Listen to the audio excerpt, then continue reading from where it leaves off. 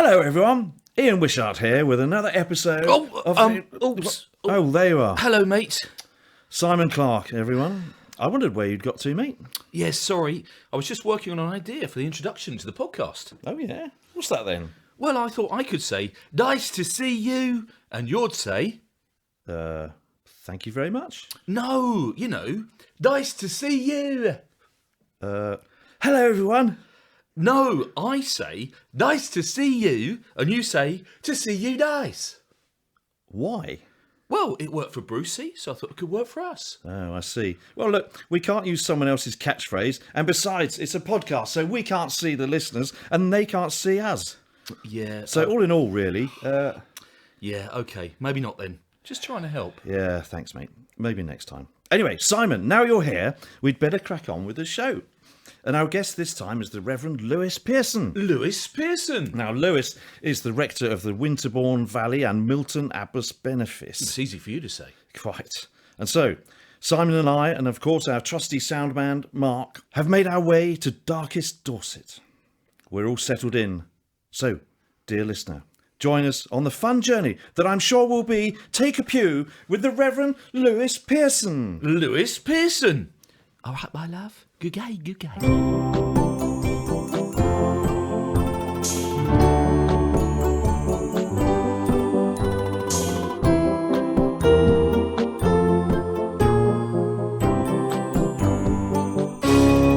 Take a pew.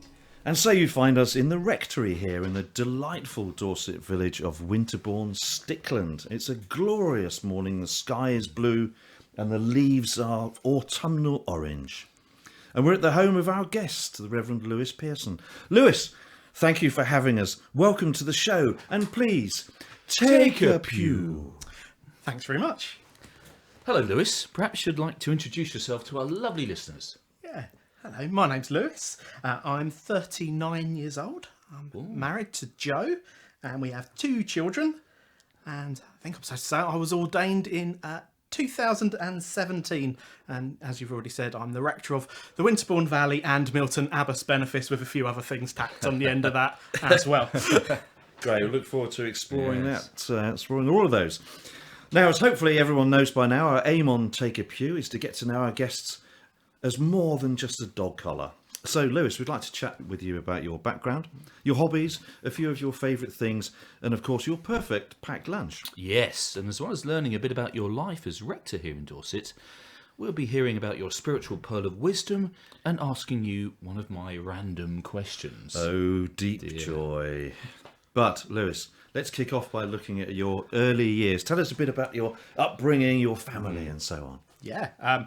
Okay. I was born quite a distance from these parts, actually in North London. So in Enfield, kind of bordering Tottenham. So that's kind of my area of upbringing. I was there for all of my life up until I was in my 20s. Okay. Yeah. So it's indeed quite a different world from what we can see out this window. Absolutely. So loved living in North London. Went to school there and really enjoyed kind of the whole being part of the leafy suburbs of London anyway, rather than the Well, you mentioned school there, and actually that's great because we've got a question for you. Okay. And our question is, What were you like at school? Were you a little bit geeky? Or were you a little bit freaky? Or were you a little bit cheeky? What were you like at school? yes, Lewis, what were you like at school? at school I was I don't know. I don't think I was geeky. I don't think I was bright enough to be geeky, but I was I was a middle of the road student, but a very well behaved, kind of good boy. Went to a pretty tough school actually in North London, so kind of kept my head down a little bit and just got on with things. Really hated particularly secondary school, so I was pretty pleased to get out the end of that in the end. So. So tell us a little bit about the school then. That sounds quite scary. Was there sort of gang fights and chain battles in the playground? Well, they tend to leave them to just outside the gates, but it was just a reasonably tough part of London where I sort of moved over to go to school, and it was just a bit of a different world to kind of the part of that I lived in. So Yeah. What did you enjoy then at school? Was it what sort of subjects? Yeah, did you so my get stuck into. Yeah, PE was my PE? was my subject. Yeah, me yeah, loved PE. That was kind of felt like the day that always felt like a good day at school. If PE was somewhere on the double games. yeah, double games, something like that. Perfect. Yeah, It was always great. It was great, wasn't it? That PE seemed to count as a proper subject. absolutely. It was basically just playing about, wasn't Yeah, it? It was. and the PE teachers are always sort of a different breed of They teacher were, weren't they? compared Yeah, to I remember that. everyone else. Yeah, So yeah. no, I like PE. At that point, I quite liked science and maths, which are two things I wouldn't say now. I think I've changed a lot. I kind of avoided English and anything like that, whereas I've kind of seem like I've gone full circle and kind of enjoy things like that a bit more now. Good. Yeah, don't get Simon started on science. We'll be here all day. It can get a bit boring, I have to say. Yeah. Yeah. Did A you have bit. a nickname at school? Yeah, I'm trying to think which ones you're allowed to say on your podcast. I was for a short period of time. I was referred to as the Smurf. Oh, interesting. Yeah. I'm not entirely sure. I think I was quite. Were the Smurfs quite small? Yeah, I'm you quite were- short, so I think maybe that was Right. it. And And- maybe blue kind And you were of blue, face. weren't you? Yeah, absolutely. It's faded a bit over the years. The blue has worn off slightly, I would say, or almost completely. But Brilliant. and what about outside school? What did you get up to? Yeah, kind of following on the PE theme. Lots Yeah. of sports. Okay. I was in the Boys Brigade, which was kind of in different parts of the world, which was kind of like the Scouts, really. But Yeah, I was Boys Brigade. What do you do in the Boys Brigade then? I've heard rumours about it. I never really sort of. Can't tell you, mate. there's a secret handshake. Is Yeah. there? There is. Yeah, but we shall stay with me to my grave. Okay. No, I just imagine you did a lot of marching and stuff. To be fair, we did do a bit of marching. Yeah, we were quite good. Quite good. My group, the 10th Enfield. I think it does still exist. So I've still got friends down that way. But yeah, football competitions and so social stuff. So Brilliant. Actually, I must admit, I'd forgotten already, but I was only in the Boys Brigade, so I could play for the football team. Yeah. there were plenty of those. I've forgotten that angle. Yeah. I only went to church, so I could play in the church football team. So been in of a those safe teams thing. at all. Yeah. So you mentioned a Baptist church there. Was that so? Did you go to church as a youngster? Then? Yeah, I got involved going to church actually as far back as I can remember. But I've got an older brother who's 6 years older than me, and my family got involved going to church after my dad died when I was 3. Really through the care of the church towards my mum and my brother during that time. Okay. So actually, for me, I can't remember a time of not going to church. But for the two of them, it was quite a significant change. And Oh, that's good. So quite a few things going on, I suppose, throughout your childhood. But just thinking back to that time, we've got one particular specific question for you. Okay. And that question is... What's your fondest childhood memory? What's your fondest of all your childhood memories? What's your fondest? Oh, Always like that. yes. Yes. What's your fondest childhood memory? oh wow, that's a difficult question. Yeah, it is. It's a tough one. I like this. Now there's one that always sticks out to Yes. me, and That'll be and the one. I remember. I think it must have been, I don't know, maybe a 4th or 5th birthday, something like. And I remember getting a ride on tractor, which was just incredible, and with a little digger bucket and stuff. And I remember, I think it must have been because obviously Dad had passed away a few years before that, and I think my brother had put it together. I imagine it was sort of a flat pack thing, and I think it was held together predominantly with gaffer tape. But I absolutely adored this little tractor and riding it around the garden. I remember vividly that morning getting that, and now as I think about it, I think, well, maybe that North London boy already had ambitions for moving to the countryside years later. That's really interesting. I mean, you can read all sorts of things into that, couldn't you? It's like, Yeah, you know, I how never much- thought about it till this Yeah. morning. Oh, that's great. Yeah. I like that. It's a very, very fond memory. Good old tractor. Yeah. But then, so you come to the end of school then. So let's explore the journey between finishing school and becoming a rector. Yeah, Quite a few years involved, obviously, Yes, a because few it years. wasn't we didn't go straight into it. So what happened No, I next? didn't. I wasn't one of those probably rare people now who. I finished school at 16, then went and did my A-levels at college, Okay. which was all good. Really enjoyed, as opposed to being at school, I really enjoyed my couple of years at college.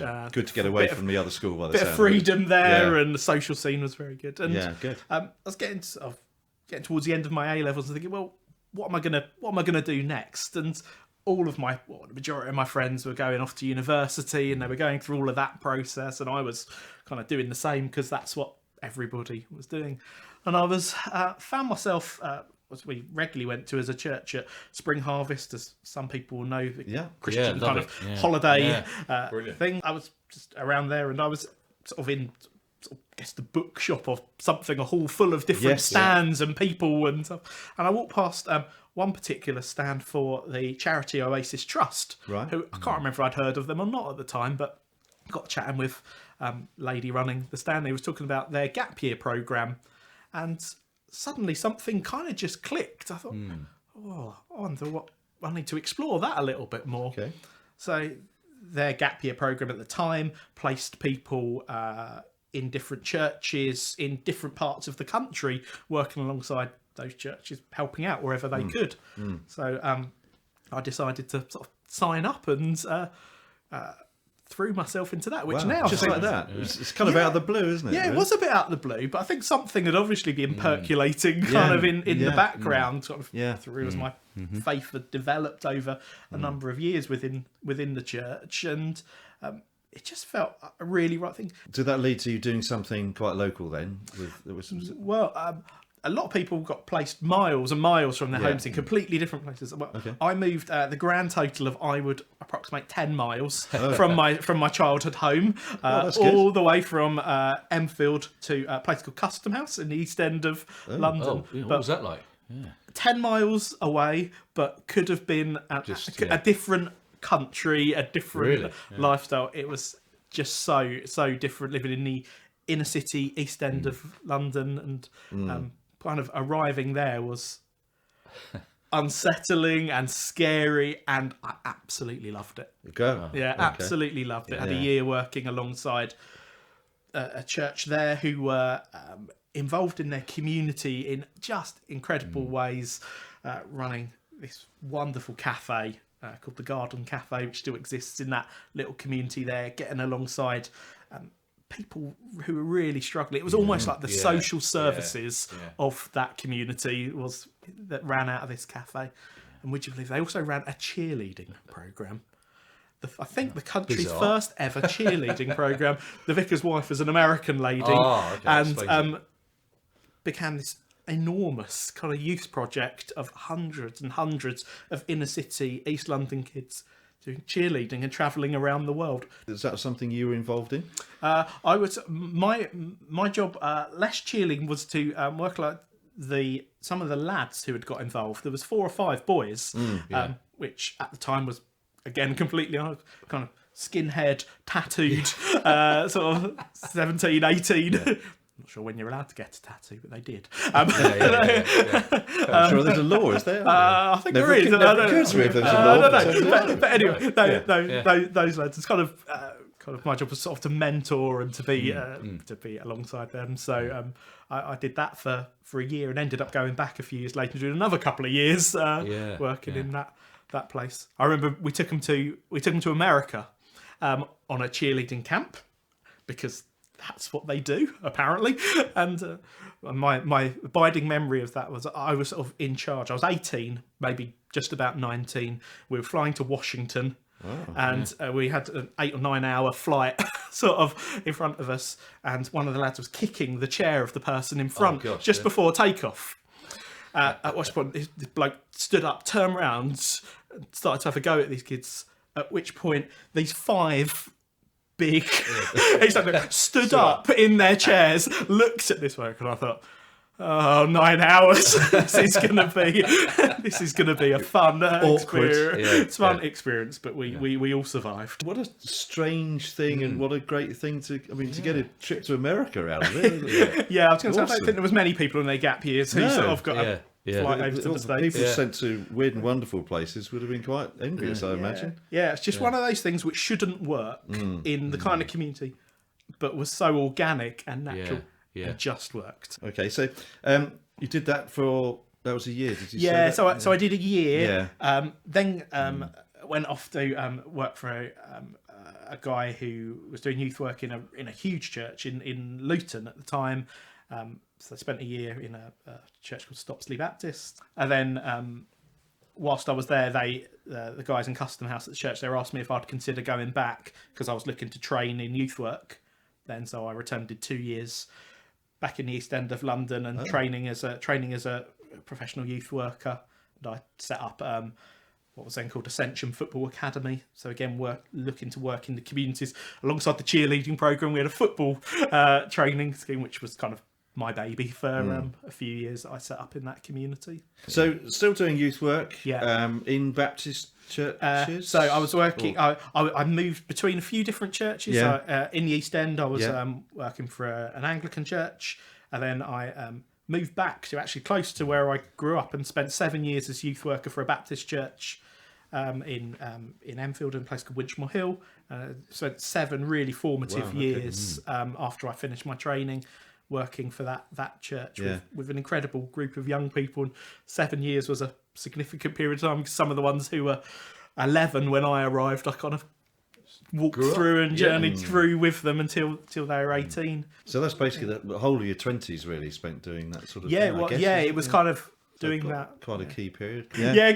Got married during that time to Joe, and our son Matthew was born getting towards the end of our time there. Okay, so it did come to an end. What came next? Was there a particular junction? I guess a significant point within coming towards the sort of the end of that time, I sort of branched out and was then part-time, and I was working for Oasis Trust, looking after their some of their gap year students, particularly in Enfield at the time. So I was kind of already starting to sort of widen the reach of different things I was doing. But in 2009, my mum died of leukemia, which kind of was obviously out of the blue and came on quite suddenly, and that was obviously quite a huge thing in our life and family's life at that period of time. And I guess I was kind of starting to think at one point that it might be time to move on. Thinking, well, I wonder what that looks like. And I was looking beyond youth work, and I was finding myself engaged with more families and community work. And I was looking at Youth Work magazine, and there was a job which in some place called Alderholt, which I'd never heard of. Right. I kind of guess I just thought it was Aldershot. Yes. It almost is an anagram. It really is. That's very confusing, I think. Yeah. All the post goes to Aldershot from Alderholt, as I discovered. Oh, does it? That's interesting. It's that yeah. sort of Ringwood way, isn't it? Yeah, it is. Alderholt? Yeah, it is. Yeah. So East Ilford. Right. And there was a job there, and looking for a parish community worker. And I thought, well, I kind of understand the words, but I'm not sure I understand them fitted together. But it had sort of the loosest kind of job description. It said, we want someone for the local parish church to help us to engage with our community a bit better, right? And maybe help people to explore faith if they want to in different ways. Okay. And it suddenly went, that's what I want to do. Yeah. That's kind of the journey that I've been on. Yeah. So I applied for this place and ended up moving to making the huge move from North London to East Dorset Village with a just turned 3-year-old in tow. That's a big old shift. Yeah, huge kind of lifestyle change, leaving the rest of the family, sort of people we knew behind, and shifting that way. And I think we thought we were mad, and it was a real wrench to leave that place we knew, and was a pretty scary proposition. Of course, yeah. So it's quite a broad role, isn't it, when you think about it? Were you just left to get on with it and say, here's make it your own? And that was the beauty of it. Yeah, I was absolutely entrusted to say, fantastic. We'll kind of go with whatever you think. And I ended up being there for 7 years, and they were just an incredible 7 years. Met some lifelong friends in that place. And what type of church was that? So that was a little country Church of England church. Yeah, okay. So it was, I guess, kind of part of the job came up. That it was a beautiful church, and is a beautiful church, built in possibly the worst possible place it could be. Right. The village had Middle of the motorway. expanded. The village had expanded around it, but a mile from where the church was, with no footpath leading to the church and no street lights. So you had 1,000 people living in the village, and then the church set a mile away. Do you think the village developers were trying to make a point when they did that then? Yeah, possibly. Let's just build the whole village at a slightly inconveniently long way from the church. Yeah, I don't know what was going on there. But surprisingly, right next to this mosque. Probably not. So so another 7 years. We've got sort of rounds of 7. It's Yeah, really it is. It very has been biblical, sort of isn't it? rounds of six. It's very biblical. But you're still doing these random, informal, so-called youth and community work stuff. So when did the call to ordination come? Yeah. Was there a call to ordination? Well, Pivotal moment. the pivotal moment, the call I could go back a long time, but the pivotal moment was a moment when I'd been visiting Brighton with my friend who was the vicar at that particular church in Alderholt, and I remember it so clearly. We were approaching a roundabout on the outskirts of Brighton and just chatting away, and he said, "You ever thought about getting ordained?" It was as simple as that, and a question I'd been asked numerous times over the years. In hindsight, something I could almost sense from quite an early age that there was something going on there that I was wrestling with and I'd avoided. When he asked me that moment, I just thought, you know what, this is something I need to deal with. Yeah. And that was it. Yeah, you'd made that decision then at that point. And I just knew I needed to explore it. So it began a really long period of conversations and exploration and reading books and meeting people and filling in forms and going on selection conferences. So inevitably very exciting stuff. But it sounded like that question resonated with you in the same way that the Oasis thing had resonated. It was just kind of So you got through a selection conference, I guess, or went through that process, which again was sort of a bit of a very strange process. Kind of why is it strange? Do you think? Well, they lock kind of a number of would-be clergy basically in a retreat house together for 3 days. You can't really go anywhere, and you have this series of really intense and searching interviews, and then you kind of go and hide in your room waiting for your next kind of, and you're being watched all the time. And there's these CCTV and everything. I think they kind of draw the line, probably at just not in the bathroom. Who knows? We're told not. But you're eating your dinner, and you're very aware that these kind of, I don't think they're not called assessors, whoever they are. The people kind of on the conference, observers. That's the word. They're kind of watching you and seeing. Oh, is he having a conversation with that person who's maybe they're feeling a bit left out? Has he taken that sort of thing? And it's really weird. And he's just licked his knife. That's very unchurching. That's very unchurching. That's why I get kicked out. Licking a knife. I get told off for that regularly. He's eating his dinner with his bread and butter knife. He's just murdered someone. All sorts of things happen on conferences. Anyways, but you survived that experience. That experience, and then went into was recommended for training as kind of the result of that. And then decided that I had a bit of a wrestle with how I was going to train. Some people thought I should go off to kind of residential theological college for 3 years and do my training that way, like the majority of the people at the time did. But I really wanted to stay in Alderholt. I thought, actually, my work here isn't done. I feel really called to this place still at this time. So after a bit of negotiating and a bit of wrestling, we came up with a training where I could stay and work half-time in order and train half-time non-residentially, where I'd kind of go into college once a month for a weekend and then study at points during the week. It's really tough, but actually is really... It's really worthwhile to be able to reflect upon what does this stuff you're learning from a book and stuff, how does this resonate with the stuff actually I'm living and experiencing, the people I'm meeting and the communities in which I'm living. So actually for me it was really significant. I can imagine that works really well together. Because I guess training isn't just about the academic side. I think we used to call it the Church of England F word. They used to formation. It's this word they talk about it. You were being formed. You were being changed and developed, and that happens outside of the classroom as well as Right. that.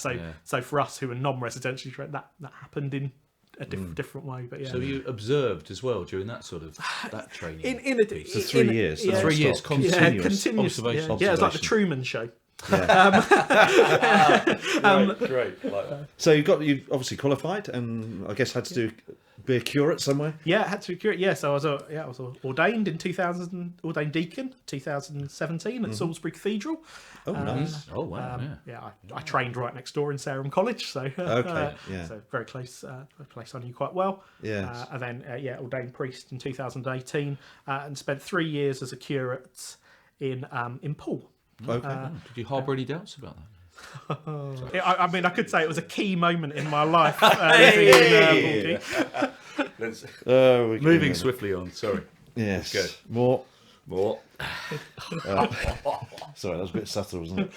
that was almost wasted on me, but Yes. very good, very clever. Yes. Anyway, where were we? I don't know. So Curacy and Paul. So Paul, that's kind of somewhere in between. Well, it's not quite Enfield urban, is it? But it's not quite all the whole countryside either. No, is it? it was sort of it's sort of some sort of I don't know where it came from, but I always wanted to. I always fancied living in the suburbs. Okay. I always wanted to live in an inner city. Yeah. So I'd grown up in the suburbs. I lived in the inner city. I always fancied living in a rural community, which Yeah. I've done. And the final place I always fancied living was in a coastal kind of seaside, right? And Poole was kind of like bingo. I'd finished the set of places I always wanted to live by my mid-30s. I Yeah. guess I kind of I've done all of those places I kind of fancy living. So Mission accomplished, Mission so to accomplished, speak. But then you had to go and take full responsibility for somewhere. full This responsibility. must be pretty scary, isn't it? Yeah, it is. I realised in my 3 years in Poole, I really missed living in rural communities, and this role came up. I thought, well, I really need to explore that. And a friend of mine had lived just down the road in Blandford, and he'd done a bit of covering and covered a few services here. And he'd said to me, you know what, you might just want to have a look at that place. It might just sort of resonate with you, and you might be a good person for them. So I thought, well, let's have a look. Yeah. So obviously did work out. So Yeah. tell us a bit about so you've been in place for nearly 2 years, is it? No, just over a year. Just over a year. Yeah. Oh, So right, yeah, I was interviewed about a week before we went into the first lockdown of the Lockdown, pandemic. Right. And then kind of prepared to leave Poole kind of over the next months of coming in and out of lockdown and all of that, and then arrived in the summer of 2020. All the churches here were the buildings were closed. None of them had been open for worship for 6 months. By the time I arrived, everything had gone kind of online, and It's a real challenge, isn't it? You can get a really feel, can't you, for the place? I mean, for the churches here, I guess people might have some preconceived ideas of what rural communities were like, but they were really quick adopters to online Zoom services and had done an incredible job of gathering people from across the 6 villages, which I look after in that time. So I was coming into something that they'd done a really good job. There was something to work with there, but I very much had to go, well, they often say when you arrive as a new vicar somewhere that you spend a year kind of just listening and seeing what's going on before you make any decisions or make any changes. I just didn't have the luxury of that. Yeah. Decisions needed to be made straight away. We had 6 listed buildings which hadn't been opened. We had people who weren't online and so we just needed to start doing stuff. So I had to start to make decisions about quite quickly. Yeah, how spread out are the different churches, different communities? Yeah, actually, I'm quite fortunate compared with some of my neighbours. Actually, the geography's not too huge. I could drive from one end of my benefice, my 6 churches, to the other in a little over 10 minutes. Oh wow! So actually, they're sort of they are neighbouring places. That actually in those 6 villages, the parish, the Anglican Church of England, is the only church denomination within any of those villages. Oh, really? So okay. all of the Methodist churches are residential properties now, which you can kind of go through a lot of the villages and point out, that used to be the Methodist Church. Oh, okay. You can read it on there, but it's the Church of England are the one. So, which is kind of interesting as a Church of England priest, that actually you got people who perhaps naturally gravitate somewhere else, but have moved into rural community, then find themselves, well, this is the church that's nearby. You've got no choice, mate. And you're sort of holding. We've cornered this market. Yeah. But for some people, you're sort of holding. Go, actually, people like different things and different expectations. So, I guess rural ministry, by its very nature, has to be quite ecumenical, with kind of drawing in different things from different places. So, as we sit here in your study, I notice hanging on the back of the door a variety of vestments, or at least one chasuble I can see. So you obviously have to. There's some high church stuff going on among your churches, I guess, is there? Or are you just like colourful clothes? I like dressing up. Okay. You can see the pom-poms as well. From the there's a full. There really is a full range across the board. I guess I've probably brought a bit of colour in terms of vestments anyway into the benefice here. I've probably brought a slightly more central church slash higher church into the community, which is unexpected. Unexpected. It probably was a bit high churchy, but then this relatively young lad's come in. He's been a youth worker in East London. It's completely the other way around. Absolutely, and it was the colour and the seasonality, the church calendar and its focus on different seasons, which brought me and really helped me to fall in love with the Church of England. That is really interesting. I noticed you've got a thing up on the wall above your desk of the church here. Can I ask you, as we record, we're not in a few weeks going to come into a new year, aren't we? In church terms. Yeah, not long. And I mean before 1st of January. I mean the start of Advent. So so we'll see. Just remind us of the colours again. I should know this, but you've got some. That one's purple. Yeah. I can see that. Yes. That one's red. What are you talking about? You've forgotten colours. So we've been in the long ordinary time, or Trinity, which is green. This is green. Which is over there. Then as we move into what they call the penitential season, so Lent and Advent, purple.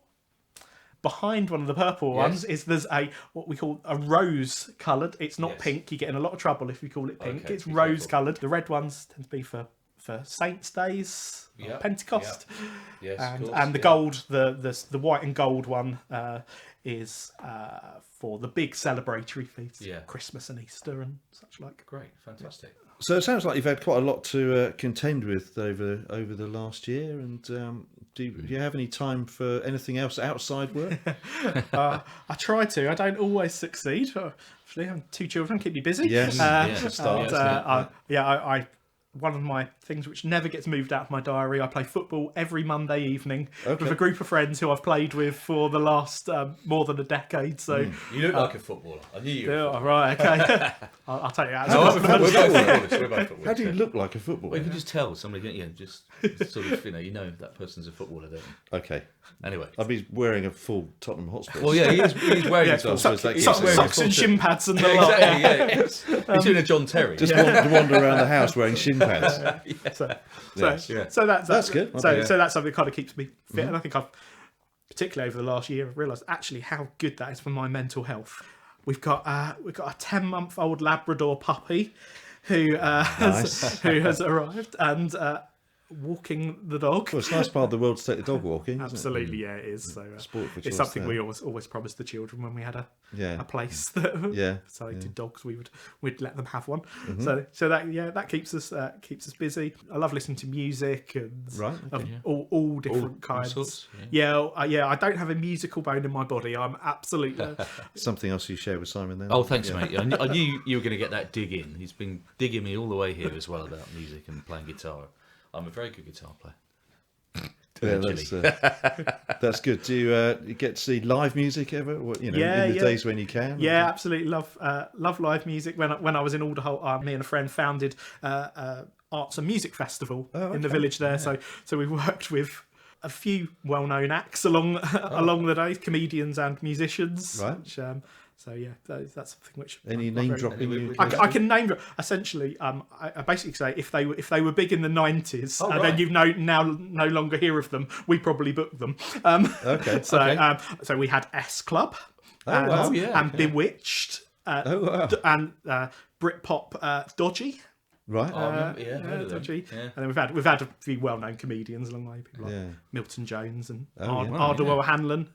Did you have to pay for them, or it wasn't like a whole charity type thing? It was not a whole charity Because they don't thing. come cheap. Those. They are of those eye-watering, some of them, but some Yeah. of the deals we managed to negotiate were pretty strong along the way. Yeah. So I guess that fills up pretty much all of your time, really. Yeah, doesn't yeah. It? So Well, it's, kind of a long time. I'm doing a master's degree at the moment. Of course you are. Yeah. Just because I've got time on my hands and need to do things. So I'm doing a degree in theology, imagination, and culture at the moment. So that sounds I'm really writing my dissertation, and I've got about 2 months before that's got to be handed in. Yeah. So things like this are doing a brilliant job of helping me to procrastinate and not do the things I probably should be doing. Yeah. Imagination. That's That what just an sounds amazing really thing good, to do. Yeah. Any sort of study on, academic study on. Yeah. So it's been a really great. Do you course. say? Firstly, I'd like you to imagine that I've done a dissertation. Yeah. Yes. I may need to try that in the coming months. Yeah.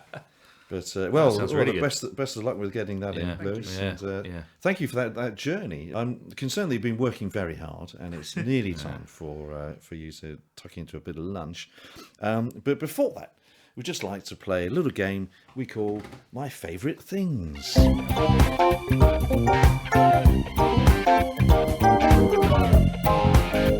My favorite things. Yes, My Favourite Things is a very simple game, Lewis. You may have heard it before. We just give you a series of categories and you tell us your favourite thing in that category, okay? So our first category is always your favourite book of the Bible. Oh, now that's one I want changes, but quite regularly. But I think at the moment I would say the Book of Job, Oh, which is okay. one I was speaking about in church last week. Okay, yeah. I think it just wrestles with some real gritty issues and doesn't provide you with simplistic answers, but asks you to wrestle with stuff yourself. You might think that's quite an unusual choice, but it's not the first time somebody mentioned that. on the podcast, and indeed it's one of Simon's One of my favourite favourites. books. One He's of my read that. favourites, yeah. The only Many book times. you've read in the Bible. No, isn't not it? quite, but No, I've read it many times. It's great. Yeah, absolutely. That's good. So that's Brilliant. if you had to go New Testament. I'll go for Luke's Gospel. Oh, yes, that's nice. We've had that as well before, but only once before. Yeah, I think we have. But I do like Luke. He's very happy writing, Luke. I don't know why I find he's happy, but there we go. Okay. There we go. Okay. Right, Lewis, your favourite shoe? Oh, I left in my football boots. Oh, okay. Shoe though, left or right? Oh, I would say definitely right. You're right-footed. Yeah, right-footed. yeah. Brilliant. Okay. That would be if you'd only wear one playing football. It would be a classic example, wouldn't it? If you're right-footed and you were only allowed to wear your left boot. Well, yeah, if you were obviously. playing, Yeah.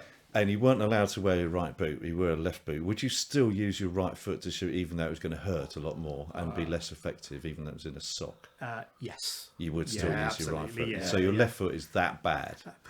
Yeah. Your left foot's for standing on. Very good. Well, that was good. slightly That was good. unexpected Yeah, I like that. choice. Yeah. So your right football. Right football That's boot. very good. Yeah. Okay, a third category, and we also have a top 5 in this category. Okay, right. So your category is your top 5 alcoholic drinks. Right, okay. Top 5 tipples. Okay, right. So do I go in descending order? Yes, Yeah, why okay. not? Yeah, Just do what you so- like. so in but at 5, makes it more fun. Yeah. Straight in at number 5. Da, da, da, da, da, da. But Dun, dun, dum, dum, dum, dum, dum. Okay, off you go. I do like a real ale. I think living in the country. They're so I think much you better than kinda- pretend ales, aren't they? 'Cause there's- I probably should say something from the Hall and Woodhouse Brewery, Yes. because that's Yeah. our local one. But, Just down the road, I yeah, guess. it's maybe a bit predictable. Actually, there's one down the road at Wimborne, which is not too far from here. Yeah. Tiny little brewery at Wimborne, and they've got a very lovely beer called Corbel, which isn't easily available, but pops up there. Corbel. So, That's interesting. Corbel. Looking So out for that's that. Yeah. number 5. Yeah. Number 4 is kind of just kind of one. I just like drinking. I like a rum and coke. Right. Oh, yeah. Rum and Okay. coke, maybe just. Yeah. That's the East London choice. Yeah, isn't it, really? maybe. Yeah. And then kind of getting more pretentious as we go on, and surrounded by empty bottles of in my study of single malt whiskey and different whiskies. Anyway, I'd say there's probably 3 there that I choose. Number 3 would be a Talisker, which is a very smoky, peaty whiskey. That's pretty punchy, isn't it? Yeah, quite punchy. And an unusual one is I've quite got into Japanese whiskey. Right. There's a whiskey called Nika, which is particularly pungent and strong. Which I like. But my very favourite, and somebody very kindly bought me a bottle of this when I was ordained, is a bottle of Balvenie Caribbean cask. Which so whiskey, sort of distilled in rum casks. So it's almost like it's a whiskey with a bit of rum in the background. Perfect. So there you go. They would be my top 3 are all malt whiskies. Yeah, the top 3 malt whiskies. Nicely done. Yeah. No, good work. Okay, great. Okay, so you talked about the music earlier. Yeah. Lewis, what's your favourite live band? There's a few. I'll tell you one I've got coming up, which, I mean, this is the most middle of the road kind of predictable ones. I'm slightly embarrassed at that, but we're very excited about it. We're going as a family to see Coldplay next summer, so we've just got tickets. Yeah, I'm 40 next year, and so it's my 40th birthday present, which needed to be a present for the price of Coldplay tickets. I've seen some incredible bands that have become big over the years, but Blur were one of my biggest bands back in the kind of mid-90s. One of my favourite live bands. Yeah. Well, enjoy Coldplay. Good. Okay, so the 5th category is always our multiple choice category. Okay. And I noticed that we're obviously in a very rural environment, and we're not long after harvest time, I presume, and I guess that's pretty important. And you have it is. festivals. We've just had 6 harvest services. There we go. So perfect. So it's your favourite harvest. So it's multiple choice. I'll give you 3 possible answers. Right, okay. So firstly, the Christian Festival Spring Harvest, right, which you mentioned we talked about earlier. The Cute and Cuddly Harvest Mouse, or a Harvester restaurant. Your favourite harvest. Wow. Spring harvest, harvest mouse. Yeah. Harvester. Yeah, I probably won't go spring harvest these days. The harvest mice are generally caught by my cat and eaten by the dog. So it's quite a sad thing. But I shouldn't go for that. I do love a Harvester restaurant. I do. Yeah. No, I've always loved the Harvester. I would definitely go with. So you have been to a Harvester before? I mean, I certainly have. I've many. Do you get offended when you go in and they ask you that? So do you not know who I am and how many times I've been here? Absolutely. They should have some sort of loyalty card. They should know who I am. It's definitely a Harvester. Okay, very good. All that talk of Harvester is making me rather hungry. In fact, you think it might have put me off my food, but it hasn't. So it's high time we found what you brought for lunch, and so we ask you the question. Tell us, Reverend, what's in your lunchbox? Yes, tell us, Reverend, what's in your lunchbox? Okay, packed in my lovely pink and purple, lunchbox, very which I could claim as my daughter's. Okay, right. Well, in my lunchbox, I get a bit bored with sandwiches. So I've got a little pot of hummus and some carrot sticks and some cucumber, which is probably the most middle class, pretentious thing I've ever said out loud. So there's my carrot and hummus. Very good, very good. And then I've got bringing it back to London. I had to pour them out because I could only find a massive bag of. I really like Doritos spicy, fiery, whatever they're called, hot and spicy crisps. Right. So and I didn't want to bring a whole massive bag of them because that looked greedy. So that's a very very modest portion there. Well, we're talking. It's all relative, Ian, compared to your portion size, old chap. Yes, but So anyway, would you finish off that entire pot of hummus? Do you think quite happily? I could easily do that in one sitting. No problem. Yeah, and it's kind of one of my one of the things which I don't like to admit to, but I'm a big fan of a Pepsi Max Cherry. Cherry. Yeah. It's not everyone's cup of tea or Pepsi, but I do like a Pepsi Max Cherry, and it's kind of thing. I try not to drink too much of it, but that would be. But they would be the things in my lunchbox. It's a very kind of refreshing choice. Actually, it's eclectic. Nothing sweet in there. I suppose the Pepsi Max is a little bit sweet. That should be sweet. You're not a big chocolate. I don't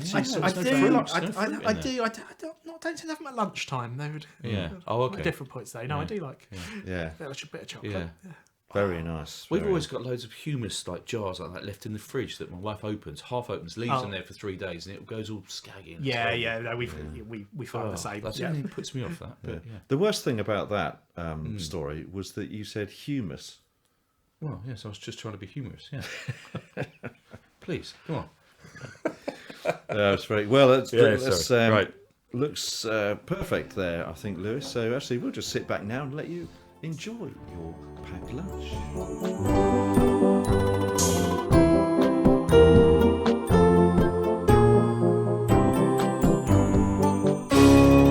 Take a pew. And welcome back. We are taking a pew with the Reverend Lewis Pearson, who has just made short work of that delicious packed lunch. Yeah, he certainly did.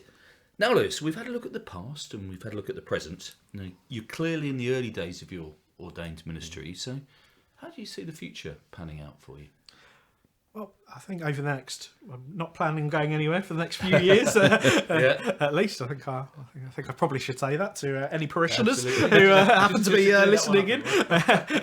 And after that, I really don't know where it leads. I've kind of had enough years kind of doing this kind of thing that trying to make any kind of grand plan or have a career plan feels a foolish thing to do. So I will see what happens next. Yeah. It's very much sort of the next step rather than you can imagine.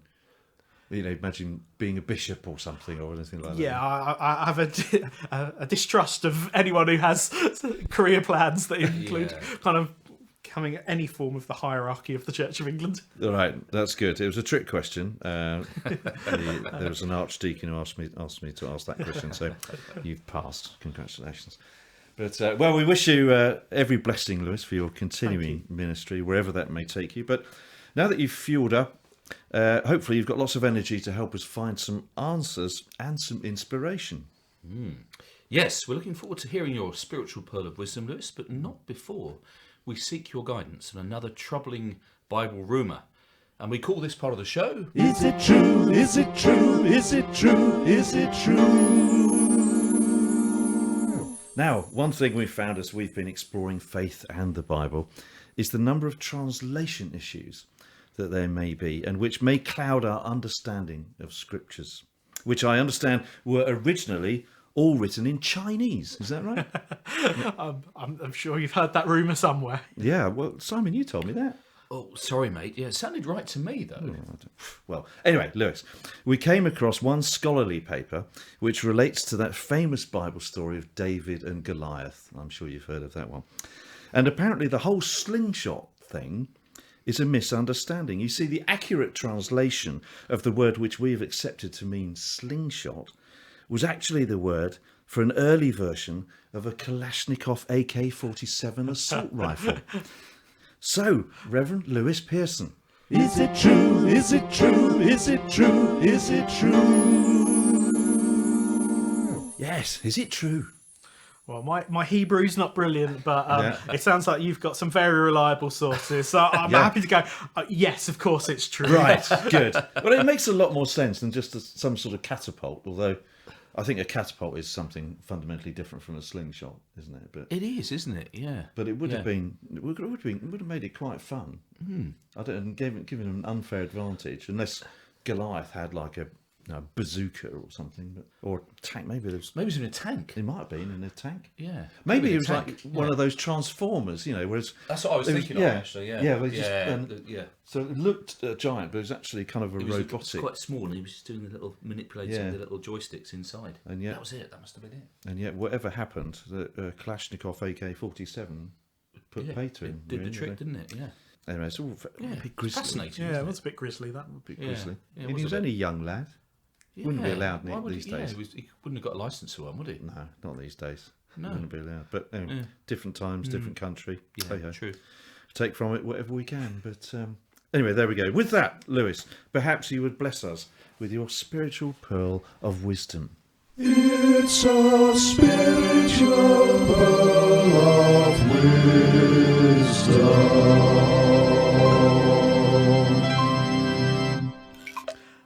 I thought I'd share with you a story from my favourite book, one of my favourite books, which many of your listeners might have read, The Lion, the Witch and the Wardrobe, C.S. Lewis's probably most famous book. And there's a part in the book where Mr. Beaver and the children are meeting together, and they're preparing themselves to meet Aslan, who's the lion, or kind of the God Jesus-like character in the book.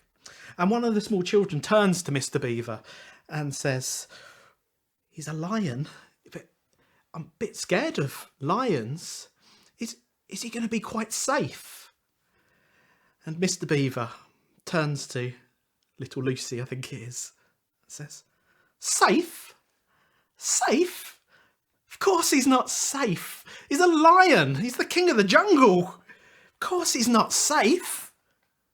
But he is good. He's not safe, but he is good." And I like that representation of God. That sense for me of my journey of faith, that following the call of Jesus, following the call of God, has never felt like a safe one, but it's also always felt like something good. So I'll leave you with that as my pearl of wisdom. It's a spiritual pearl of wisdom. Well, thank you very much for that, Lewis. Good, if not safe. And I'm sad to say that almost brings us to the end of the show. But I'm also sad to say we still need to subject you to... Simon's random question. Simon, what's your random question for Lewis? Well, Lewis, my random question for you is this. If you had a large bowl of custard and you got a number of priests to sit around it, each with a straw going into the custard, how many priests would you need to completely evacuate the bowl with one blow? Oh, It's a good question. it's a really good It's a question. very important question. I think you probably only need one, because most of us are full of plenty of hot air, and we could probably just blow it out in one fell swoop. Yeah, it would depend how thick the custard was, though, realistically. It would. Yeah. Yeah, and kind of the depth of the bowl and the size of the bowl. Yeah, I think it's... A shallow bowl, it might be Yeah, quite it might quick. be easier to sort of slip it out. Yeah, and if you had several, you could only get a limited number of priests around the bowl, I suppose, couldn't Yeah, you? you couldn't. Yeah, Depending on the you couldn't size. have 100 No, you don't because have then the 100, bowl yeah. would have to be so big that it Yeah. would be self-defeating. Yeah. There's probably a perfect size An and optimal number of size, priests, yeah. isn't there? Which makes it just right. Yeah, So and consistency. it's probably all part of one big Yeah, equation. I was going to say, there's I would probably an think. algorithm that you could create. Well, there around probably that. is for you. Yeah, Yeah, probably is. I'll just use my imagination. And Lewis would help me because he's got a Because degree. he's got, in it. yeah, absolutely. But yeah. Yeah. What about? I don't know. I think you'd need. Well, I think it would take 4 or 5 really, wouldn't it? Because there's a limit to how much puff one person can get down. It's one blow, isn't it? It's going to be very much based on the size of your straw. As Yeah, well. size of the That's straw. true, Yeah, yeah. absolutely. Yeah. There are and, all sorts of and imponderables. if the straw was a plastic, you'd have to be eco-friendly, so you'd have to have a cardboard type. Oh, well, that's going to make a straw, huge which would difference. Make it different. Yeah. wouldn't it? 'Cause That's you gonna make the fall apart. rigidity of the straw, it would fall apart. Yeah, that's a game changer, isn't That is a it? game changer, actually, isn't it? Yeah. Yeah. Whatever you did, it would be horribly messy. It would be. I mean, it'd be health and safety issues as well, I It guess. would be. I mean, if you had, 5, say, parish priests sat round a bowl of an empty bowl that had recently been full of custard, Yeah. and say the bishop walked in, he would, and they were wouldn't there, be sitting there amused, with would he? custard dripping off their That heads. would be amusing. They would wonder what on earth was going on. Yeah. Haven't you Yeah. got something better Yeah. to do? Yeah. No, What else could absolutely. you use though? So soup would be too easy, wouldn't it? Well, Oh, I just don't know. blow If it's straight out. vegetable soup, it'd be really Oh, messy. you You get all bits of take your eye out. That wouldn't it? really Get a pea in would your like eye or someone had something. been horribly ill. let's that not would go go there. there. I hadn't Let's thought not about go that. there. Oh, That's I mean, unpleasant. tomato soup would be, gosh, what's going on here? That would be worse, wouldn't it? Can't. Oxtail soup. Oh, shit.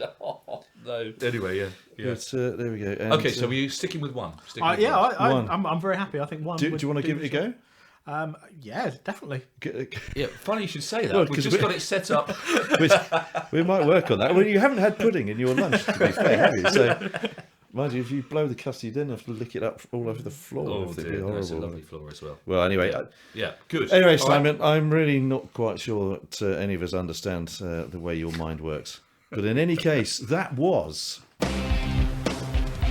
Simon's random question. And it is now definitely time that we hit the road back out of Middle-earth and head back to Take a Pew HQ. Lewis, thank you for being such a good sport, and thank you for being on the show. Thank you very much. And thank you, dear listener, for joining us once again. Don't forget to subscribe to the Take a Pew channel or like the podcast. And if you think your friendships can stand it, you can even share it around. Simon and I will bring you another episode of the Take a Pew podcast very soon. But for now, it's Toodle Pip from me. And tatty bye from me. Join us again next time as we take a pew.